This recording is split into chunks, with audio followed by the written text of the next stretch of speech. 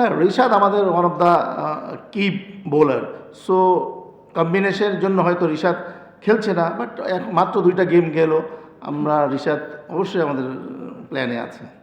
জি, আপনারা তো জানেনই ওর একটা হাত আঙ্গুলে ইনজুরি আছে, বাট আলহামদুলিল্লাহ ঠিক আছে।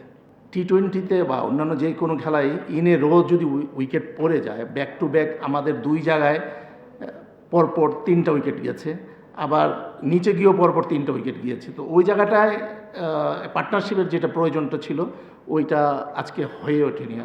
সো দ্যাটস ওয়াই আমরা আমাদের যেই রান করার দরকার ছিল ওই রানটা হয়ে ওঠেনি। আপনারা জানেনই সবাই আমাদের টিমে সব ভালো প্লেয়াররা খেলছে।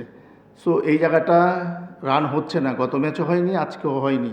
সো অবশ্যই এখানে ওয়ার্কআউট করার সময় আছে এবং সুযোগও আছে।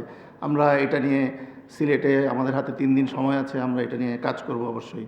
আর যারা স্কোর করছে না তারা অবশ্যই চিন্তা করবে যে আর কোন ওয়েতে আমরা এই জায়গাটা আর একটু ডেভেলপ করতে পারি। না, অ্যাজ এ প্লেয়ার কে খেলছে কে খেলছে না, যেটা নিয়ে প্ল্যান ছিল যে 6 ওভারে, যেহেতু আমাদের টেল অনেক বড় থাকে, হ্যাঁ, সো 6 ওভারে যে অ্যাডভান্টেজটা ওইটা তামিম শুরু থেকে নিচ্ছিল, হচ্ছিল, ওইটা আনফর্চুনেটলি আউট হয়ে গিয়েছে।